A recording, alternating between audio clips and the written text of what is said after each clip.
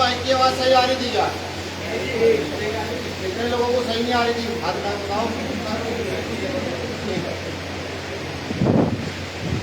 प्रिया, यहाँ की समिति का आभार और कमेटी के जो हमारे सदस्य है वो भी भाई नीतू भाई, उनका आभार। हमारे जिला अध्यक्ष आजाद समाज पार्टी जिला अध्यक्ष जिला सेल अब्रू भाई, हमारे राणा जी और आप सभी साथियों का कि आज बुद्ध पूर्णिमा के दिन मुझे यहाँ बुलाया और इतना मान सम्मान दिया। कुछ पैसा भी खर्च किया आप लोगों ने, करना नहीं चाहिए था। चलिए, सबसे पहले तो करुणा के महासागर तथागत बुद्ध के उपलक्ष्य में जो यहाँ में इकट्ठा हुए हैं बुद्ध पूर्णिमा मनाने के लिए, आप सभी को बुद्ध पूर्णिमा की हार्दिक बधाई, मंगल कामनाएं। क्योंकि तथागत गौतम बुद्ध करुणा और मैत्री की बात करते हैं। तथागत बुद्ध समता और समानता की बात करते हैं। ये जो लड़ाई हम लड़ रहे हैं, तो बाबा साहब अम्बेडकर ने लड़ी, कभी साहू जी महाराज ने लड़ी, कभी फूले साहब, पेरियार साहब, ललित सिंह यादव ने लड़ी, कभी बाबा साहब अम्बेडकर साहब छोटू राम ने लड़ी, कभी संत गुरु रविदास, कबीर, नानक ने लड़ी। ये लड़ाई, या मैं ये कहूँ, इस लड़ाई को मार्गदर्शित करने वाले मैं जिन्हें जानता हूँ उनका नाम तथागत बुद्ध है। आज बुद्ध पूर्णिमा के उपलक्ष्य की आप सभी को पुनः मेरी ओर से बधाई और मंगल कामना। अब क्योंकि पहले से आप सब लोग, मुझे अधिकतर लोग जानते हैं, सीधे साधे लोग हैं। हालांकि शामली के लोगों को बात करने में फुर्सत नहीं है, वो लगातार वक्ता यहाँ बोल रहे हैं, वो अपनी चर्चाओं में मस्त है, तो एक अलग बात है। पीछे भी कुछ साथी अपनी चर्चाओं में मस्त थे। हमारे एक साथी ने कहा भी यहाँ खड़े होकर के कि बोलने वाले से सुनने वाला ज्यादा महान होता है। यही काम की बात का मतलब है। बस उन्होंने थोड़ा सा शिक्षित स्वभाव में कहा और मैंने थोड़ी ठेठ भाषा में कह दिया कि बोलने वाले से सुनने वाला महान होता है। और ये भी हकीकत है कि जो व्यक्ति सुनने नहीं झुकता वो कभी अच्छा बोल भी नहीं सकता। ये मैं नहीं कहता, ये महापुरुषों ने कहा है। तो निवेदन है साथियों को कि बुद्ध पूर्णिमा के दिन मैंने जो क्षमा चाहूँगा, लेकिन सुनने की आदत तो डालिए। अगर व्यवस्था परिवर्तन करना चाहते हैं तो, और व्यवस्था परिवर्तन नहीं करना चाहते तो भाई क्या तो कोई कुछ कर ही नहीं सकता। चलिए, मैं अपनी बातों को आगे बढ़ाऊं। आज बुद्ध पूर्णिमा भी है। मुझे ये भी मालूम है कि कुछ लोग विरोध करते हैं और कुछ लोग साथ रहते हैं। मैं ये भी जानता हूँ कि जब जब कोई भाई चंद्रशेखर जी ने, मैंने, कमल भाई ने या हमारे सीनियर के साथी ने फैसला लिया है, तो मुजफ्फरनगर की पूरी टीम चाहे विरोध में हुई या पक्ष में हुई, वो साथ खड़ी हो गई। नहीं, हम साथ, क्योंकि फैसले पर्सनल रिलेशन या पर्सनल चीजों को सोचकर नहीं लिए जाते। सामाजिक आंदोलन के फैसले वो सोच समझकर लिए जाते। और इसमें मुझे कहने में कोई बुराई नहीं है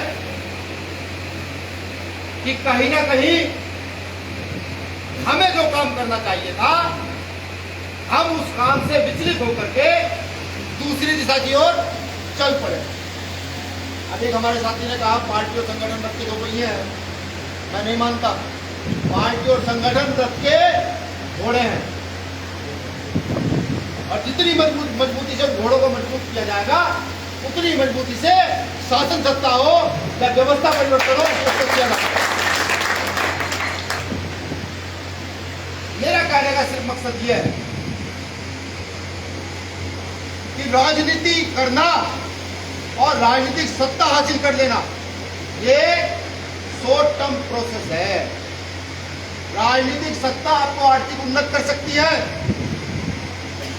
राजनीतिक सत्ता आपको ताकत दे सकती है, लेकिन राजनीतिक सत्ता आपको स्वाभिमानी किसी कीमत पर बना नहीं सकती। अगर स्वाभिमान की परिभाषा कहीं से निकल कर आती है तो उसका नाम है शैक्षिक सत्ता। जब तक शिक्षा का प्रभाव आपके ऊपर पूरा ना हो जाए, जब तक आपकी समझ में कुछ ना आ जाए, जब तक आपको यह पता ना लग जाए कि आपको जीना कैसे है, तब तक राजनीतिक सत्ता का कोई मतलब नहीं है। सोचने की बात यह है कि राजनीतिक सत्ता चला कौन लोग सकते हैं। क्या भारत की राजनीति में अनपढ़ लोग राजनीतिक सत्ता नहीं चला रहे हैं? ना जाने कितने विधायक और एमपी बैठे हुए हैं अंगूठा टेक, जो सिर्फ रिजर्वेशन के नाम पर विधानसभा और संसदों में पढ़ाई खा रहे हैं। मुझे कहने में कोई गुरेज नहीं, पढ़ा लिखा हूं। अम्बेडकर मूवमेंट में शायद इसलिए भी आ गया हूँ कि नौकरी की तलाश कर रहे, नौकरी नहीं मिली, नौकरी की तलाश करते करते बाबा साहब अम्बेडकर को पढ़ लिया। ऐसा भी हो सकता है। और क्योंकि और मुड़ गया हूं तो मेरा फर्ज बनता है, मेरे का मुझ जैसे हजारों लाखों करोड़ों युवाओं का फर्ज बनता है कि वो जो सत्ता, जिस सत्ता की हम बात करते हैं, बाबा साहब अम्बेडकर की सत्ता, उस सत्ता को भारत में इस्तेमाल किया जाए। जब तक सामाजिक सत्ता और राजनीतिक सत्ता एक साथ नहीं चलेंगी तो इन दोनों सत्ताओं का कोई मतलब नहीं होता। मैं यहां आया हूं आज जिले का संयोजक बनाने के लिए, सीधी सी बात। और मन में ठान गया कि उस व्यक्ति को जिले का संयोजक बना कर जाऊंगा और बना भी दूंगा। संगठन का राजनीतिक भी हूं, आप सब लोग सम्मान भी करते हैं, सारी चीजें। लेकिन इस बार चुनाव के बाद संगठन भंग करने के पश्चात एक चीज मन में उठा ली, इस बार किसी को स्थायी नहीं होने दूंगा। स्थायी का मतलब समझते हैं कि एक जगह कुर्सी पर बैठ गए तो आपने बस समझा कि मैं अब ला जाऊंगा, वो नहीं होने दूंगा। इस बार बाबा साहब अम्बेडकर का जो असली काम है, जो भीम आर्मी ने शुरुआत में शुरू किया था, भीम आर्मी पाठशाला के रूप में, भीम आर्मी शिक्षण संस्थानों के रूप में, जो व्यक्ति उस काम को बढ़ा करके आगे की ओर लेकर जाएगा, वो साथ मौका सबको दूंगा। तो ये कहेगा कि भैया मुझे मौका चाहिए, सबको मौका दूंगा, छुट्टी का मौका दूंगा, पूरा मैदान खाली करूंगा। दौड़ने के लिए कितना दौड़ सकते हो दौड़ो, अपनी क्षमता दिखाओगे। ये सोचकर इस बार उत्तर प्रदेश का गठन करने जा रहा है। ज्यादा गठन नहीं हुआ अभी, प्रदेश के संयोजक बने हैं। ये पहला जिला मुजफ्फरनगर ऐसा है जिसका जिला संयोजक पहला जिला संयोजक बनने जा रहा है इनके भ्रम होने के बाद उत्तर प्रदेश का। तो ये भी मुजफ्फरनगर वालों के लिए गौरव की बात होनी चाहिए। अभी तक मंडल संयोजक भी नहीं बने हैं। सिर्फ यूपी को 4 हिस्सों में बांट करके 4 एरियो को अलग अलग लोगों को दे दिया गया। पश्चिमांचल देख रहा है, एक बुंदेलखंड, एक पूर्वांचल और एक मध्य देखा। अब मेरा आप सब लोगों से निवेदन है, मैं आपको यहाँ नेता बनाने नहीं आया, हकीकत है ना, मैं आपके घर की दाल रोटी चलाने आया हूँ। मेरे साथ वो व्यक्ति रहे, मेरे साथ का मतलब ये है, मतलब ये मैं तो उसमें मत दीजिए, आदत पड़ गई कि भीम आर्मी के साथ जो व्यक्ति रहे, जो अपने घर बुक करके इस मूवमेंट को चला सकता, जो ये कहता है कि नहीं बाबा साहब अम्बेडकर के मूवमेंट में मैं अपने गाड़ी का 5 या 10% हिस्सा उठा कर रखूंगा और वो मैं लेकर के इस मूवमेंट को चलाऊंगा। वो व्यक्ति साहब, जो व्यक्ति कमाने के ध्येय है, कमाने के ध्येय समझिए, कमाने के बहुत सारे मतलब होते हैं। एक नेटवर्किंग होती है कि आप संगठन में आए, अपने नेटवर्क को देखा, आपने कपड़े की दुकान खोली, फेरी लगा ली और जाकर अपने साथ देखा मुझसे खरीदना, वो वाला ध्येय नहीं कमाने का, वो काम जरूर करें। कमाने का बोध है जो नंबर 2 के तरीके से चलता है, जो ताकत का मिसयूज करके किया जाता है, जो मानव का गुण है, उस ध्येय का व्यक्ति उस साथ ना, बिल्कुल ना। कुछ चीजों से अवगत करा दूं, क्योंकि आज मोल में मीटिंग रखी गई है, बाहर जाता हूँ तो अच्छे मोल में मीटिंग रखते हैं लोग, मैं कहता हूँ इतना खर्च कर दिया करो, ये तो मूवमेंट में लगाओ। ये जो मॉल जो खुले हुए है ना, ये सब इस भारत को गुलाम करने का डिजिटल तरीका, बिल्कुल नो डाउट। वो कैसे कि जो छोटी छोटी दुकानें आज हम लोग खोले बैठे हैं गांव में, जो छोटी छोटी कपड़ों की दुकानें, अभी आप इस मॉल में जाइए, आपको छूट मिलेगी, 2 पैंट खरीदोगे तो 1 शर्ट फ्री मिलेगी साहब।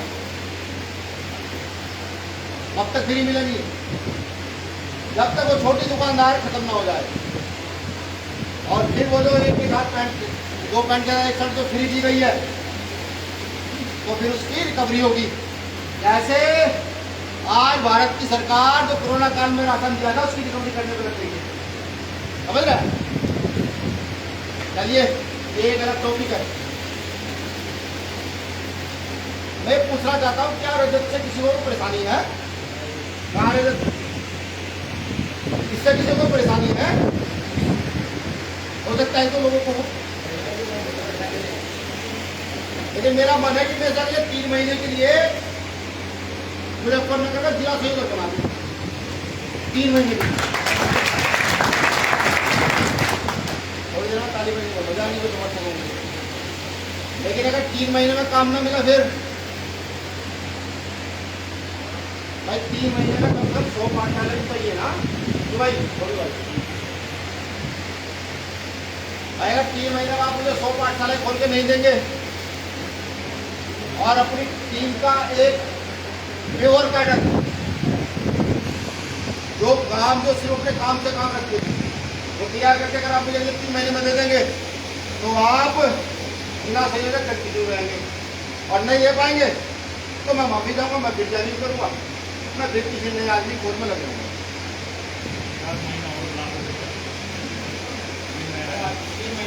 नियम देखो सबके लिए नियम। दूसरा ये है कि कुछ छोटे कार्यकर्ताओं ने, वो भी भाई तो गए बेचारे, जैसा क्या तो कोई भाई तो सही काम करता है, किसी काम को आकर तो सुना, तो छोटे कार्यकर्ताओं ने फोन किया तो भैया हम चाहते हैं कि इस बार जो है आप प्रोजेक्ट को थोड़ा समय दो। नौकरी पर गया नौकरी की बात उसने कहा भाई, उन्होंने कहा जी मैं नौकरी कर रहा हूँ यहाँ। मैंने कहा ठीक है, नौकरी कर रहा हमने ये नहीं कहा कि वो जब जिम्मेदारी देना चाहता हूँ। ऐसा करके इसने बात की, उन्होंने भैया मैं नौकरी छोड़ने ये तैयार गवर्नमेंट के लिए। हमने कहा भाई कल ये मैं आरोप मत कराना, मैंने नौकरी छोड़ी थी, सीधी सी बात है। तो भाई इसको जिम्मेदारी दे दूँ 3 महीने के लिए।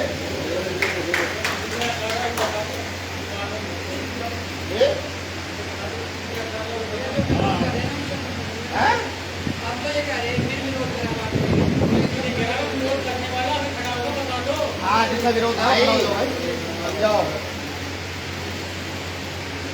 कोई जमीन बट नहीं है। अब तो पहले क्या कहा था कि पाठशाले खोलोगे, तुम भी खोलोगे। 17 के 18 के बाद 19 के बाद क्या कर रहे हो, हमारे जैसे जुटने के बाद क्या सब कुछ हम जानते नहीं। मेरा कार्यकर्ता क्या कर रहा है कितने पानी में हम नहीं जानते, कितने छलकूद कर रहा हम नहीं जानते। लाइव चल रहा गाना नहीं चाहता, जो थाने के बाहर निकले होते थाने में जाकर सूट कर दीजिए, हम नहीं जानते है ना। अपने मेन काम से भटके नहीं भटके, बताओ क्या नहीं भटके का? अगर ना भटकते तो चुनाव में सारी स्थिति क्या होती? बताओ मुझे, काम नहीं करा। सन 2015 के बाद ये तो बता दो, 15 में मुजफ्फरनगर में टिकम कोर्ट को चलाकर घुमा दिया था। कौन सा काम नहीं करा मुजफ्फरनगर में? किसान आंदोलन में नहीं आए, किसके लिए नहीं लड़े? बताओ मैं ना लड़े हूँ। किसी बहन ने झूठ भी फोन करे तभी मुजफ्फरनगर दिए। तो यहाँ फसल तो बट नहीं रही, न जमीन बट रही, ना दी जा रही जिम्मेदारी। अरे मैं क्षमता हुई बात समझ लीजिए, जिला माफी चाहूँगा, जिला तक तो खत्म रहे, जिला सही न समझ नहीं हो, ठीक है। तो भाई आपको जिला संयोजक बनाया जाता है। हमारे परवानियाँ आएंगे तो आपका रहेगा हमारे वो जिनके गले में माला डाल के करता हूँ, ठीक है। हमारे दो जिला संयोजक देते हुए एक बात आप लोगों को ये कह दूँ कि जो जिम्मेदारी रजत भाई को दी जा रही है, इसमें जिस भी तरीके से हमारी जरूरत होगी तन मन धन से हम भीम आर्मी के साथ खड़े रहेंगे। आ जाओ, आप जाओ, आप जाओ।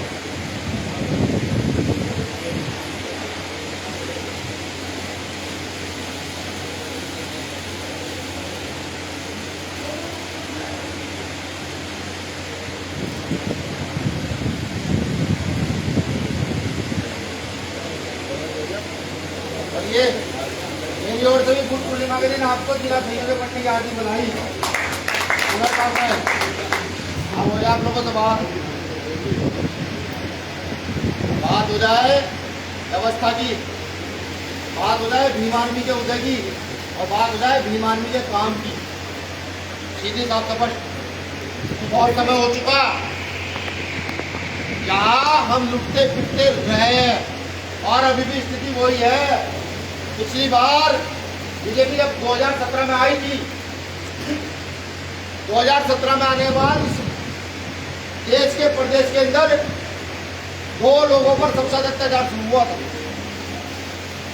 शारीरिक अत्याचार दलित और मुस्लिमों पर, और फिर जब 2022 में बीजेपी आई है फिर दोबारा से कोई अत्याचार शुरू हो गया। तो मैं कहने जा रहा हूं, गौर से सुनिएगा। सन 2017 में जब बीजेपी आई तो तथाकथित स्वर्ण मानसिकता के लोगों ने, स्वर्ण मानसिकता समझिए, किसी जाति में हर व्यक्ति बुरा नहीं होता मेरा मानना है, लेकिन हाँ हर व्यक्ति सही भी नहीं होता। वो मनु की व्यवस्था मानने वाले लोगों ने सन 2017 में भीम आर्मी पर अटैक करके भीम आर्मी को नेशनल लेवल का नाम दिया, बिल्कुल। और अब सन 2022 में पुनः उसी काम को कर इस गांव में उस मानसिकता के लोग प्रभावी है, वो आज भी सिर्फ भीम आर्मी का गाना बजने पर हमारे लोगों पर हमला करने की बात है। ये बात मेरा कहने का मतलब ये है कि लाइव चल रहा है। मैं उन्हें बता दूं, ये भीम आर्मी सन 2015 में भी हुई थी जब गोलबंदी हुआ था, ये सन 2017 में भी हुई थी जब शब्बीरपुर हुआ था, और ये सन 2018-19 में भी हुई थी जब जौनपुर हुआ था, और ये सन 2022 में भी हुई है। अगर गलत करोगे तो इलाज मांग लिया जाएगा।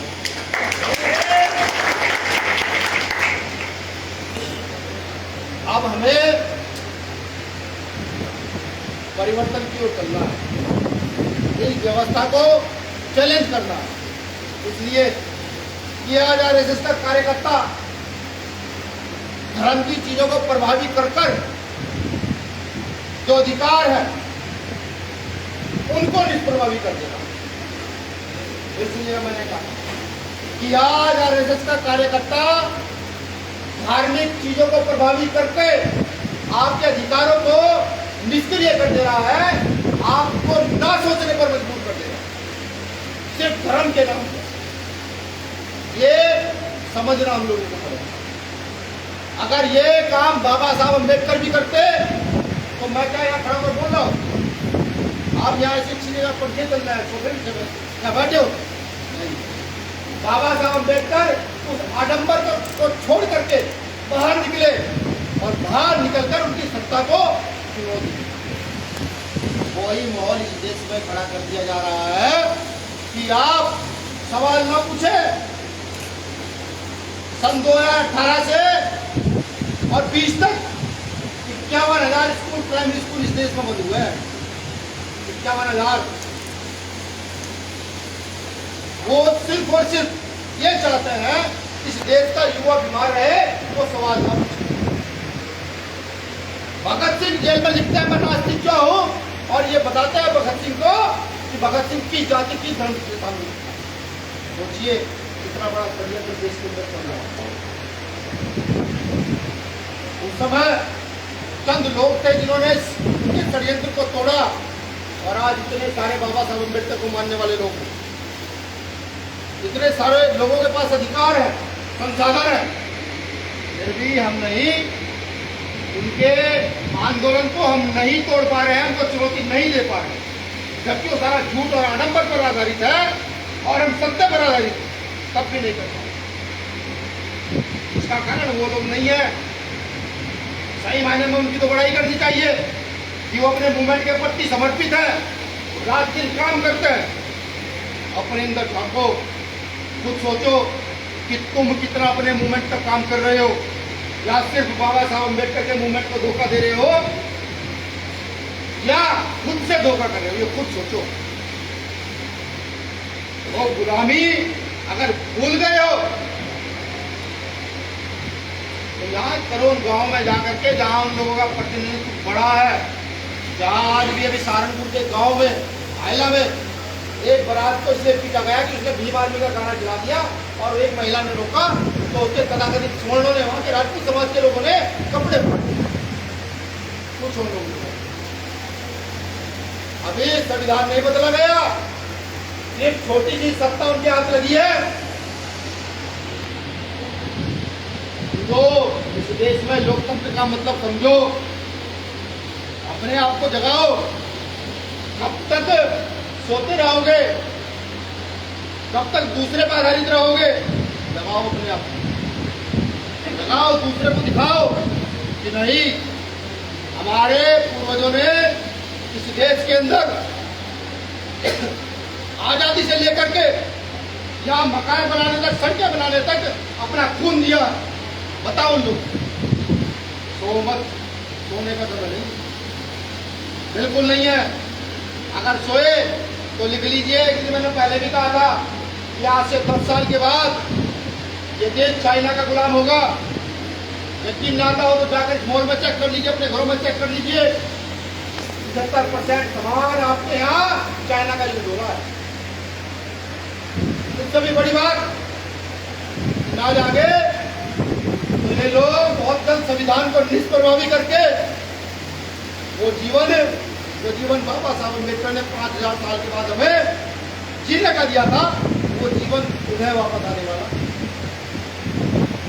बिल्कुल, लोकतंत्र में जिन लोगों की संख्या ज्यादा होती है, राज सत्ता उनकी होनी चाहिए, यहाँ उनका है।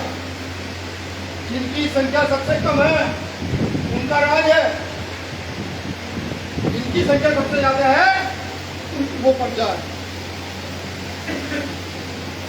अपनी तैयारी शुरू कीजिए, दोबारा से खड़े होइए, भीम आर्मी पाठशालाएं चलाइए, पाठशालाओं में भारतीय संविधान की प्रस्तावना को पढ़कर पाठशाला शुरू कीजिए। बच्चों को 1 घंटा 2 घंटे रोज पढ़ाइए, उनको बहुजन महापुरुषों के विषय में बताइए, भारत का असली इतिहास उनको बताइए। जो काम वो एकल विद्यालयों में और सरस्वती विद्यापीठ में करते हैं, वो काम आप अपने दम पर अपनी पाठशालाओं में कराइए। मैं लिख कर देता हूँ, अगर आपने काम शुरू कर दिया तो वोट, सपोर्ट और इस देश का नोट भी आपका होगा। और जिस दिन राजनीतिक ताकत आई, राजनीतिक ताकत आने का मतलब यह है व्यवस्था को ठीक करना। जिस दिन राजनीतिक ताकत हाथ में लगी, देश में एकल शिक्षा प्रणाली कैसे लागू होती है वो बताएंगे। जब एक डीएम का बेटा, एक रिक्शा चलाने वाले का बेटा एक बेंच पर बैठकर पढ़ेगा, जब एक मुख्यमंत्री का बेटा और एक लैट्रिन का गटर साफ करने वाले का बेटा एक बेंच पर बैठकर पड़ेगा, वही परिवर्तन है भीम आर्मी को। और इसमें नो डाउट भीम आर्मी के जिलाधिकारी कार्यकर्ता को एक ताकू से राजनीति करनी है तो फौरन सूचना भेजा, और अब राजनीति करनी है तो वो पार्टी में जाए राजनीति करनी। भीम आर्मी का कार्यकर्ता को मैं किसी कीमत पर भी भीम आर्मी में रहते हुए राजनीति नहीं करनी, ये समझ लीजिए। भीम आर्मी का अपना काम है, राजनीतिक दल का अपना काम है। मेरा राजनीतिक दल के लोगों से भी कहना है, अपने कार्यकर्ताओं से, कि सभी कार्यकर्ता अपनी बूथ तक की कमेटी निर्माण करने पर सबसे पहले अपना फोकस रखें, बिल्कुल रखें। और भीम आर्मी के कार्यकर्ता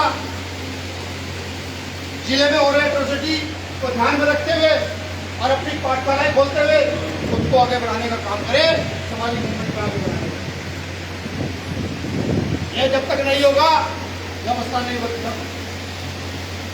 और ये देश के साथ साथ देश का बुद्धिजीवी भी कहता है कि अब आरएसएस की सत्ता से लड़ने की अगर किसी के अंदर ताकत है तो भीम आर्मी के फिर सारे जो रावण है इन्हीं के अंदर ताकत है, वरना भारत में और कोई ताकत नहीं जो आरएसएस की सत्ता से लड़। तो आपको खुद को मजबूत करना, सिर्फ चंद दिनों के फायदे के लिए नहीं सोचना है, या खुद के अकेले के वर्चस्व को स्थापित करने का नहीं सोचना है। आपको अम्बेडकरी व्यवस्था को स्थापित करने का सोचना है। आपको समर्पण दिखाना पड़ेगा, आपको समर्पण साहब काशीराम साहब की तरह दिखाना पड़ेगा कि जैसे साहब काशीराम साहब ने सब कुछ त्याग कर छोड़कर बहुजन आंदोलन को मजबूत किया और भारत की वो जातियां जो शोषक रही है, इनका शोषण बड़े पैमाने पर हुआ है, उनको राजनीतिक सुख देने का काम किया।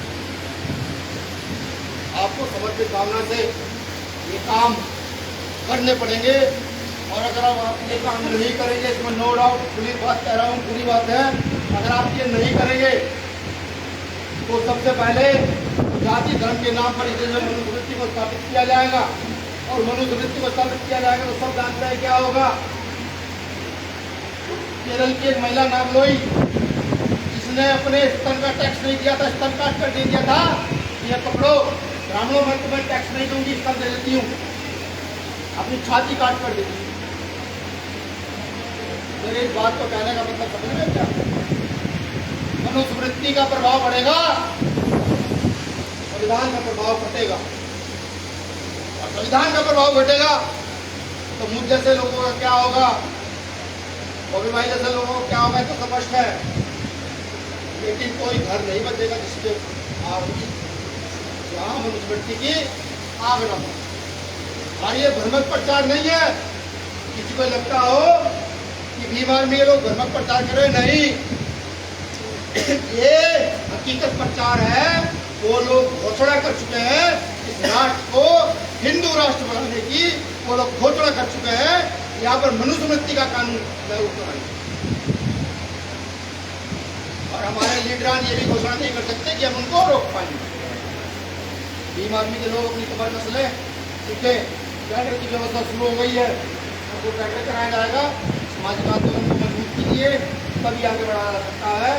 सिर्फ एक पल के, एक साल के, 10 साल के परिवर्तन के विषय मत सोचिए।